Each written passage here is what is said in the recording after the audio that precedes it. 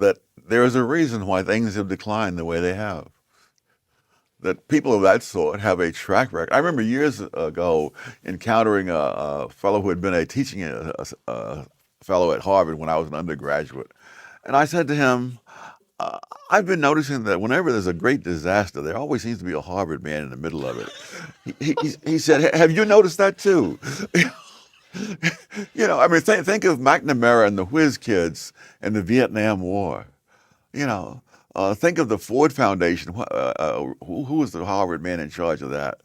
I think it was Bundy. Sounds right. Yeah, and he launched this whole notion of subsidizing community activists as the answer to the racial problems.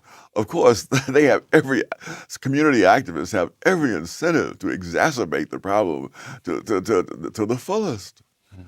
I mean, calm would be the end of their job. So why, I'm just still trying to get at this contrast between the growing role of intellectuals in American life, which has taken place not only in our lifetime, but in the lifetime of somebody who's in college this very day. You can see it expanding over the last quarter of a century or so.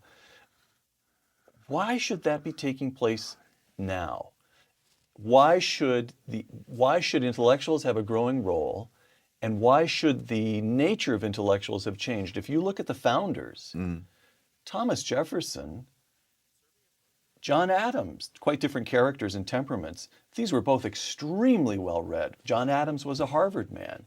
And yet you don't get what you get, I would argue, and I think you'd agree, but I put it to you, you get the sense over and over again, particularly in Adams. You get it in Washington. You certainly get it in the constitutional debates. It's the tragic vision of life. Oh, no question. Power is dangerous. We need to hem this in.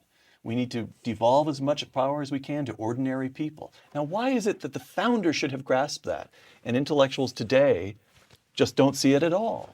Well, first of all, these people did not make their living as intellectuals. They did not make their living even as politicians, most of them. Right. Most of them had day jobs. And when the rebellion against Britain started, they put that aside for the time being to go into politics and to try to write up a constitution and all those kinds of things. But they were not intellectuals in the sense in which I define it as people who earn their living by producing a final product which is simply ideas. Right.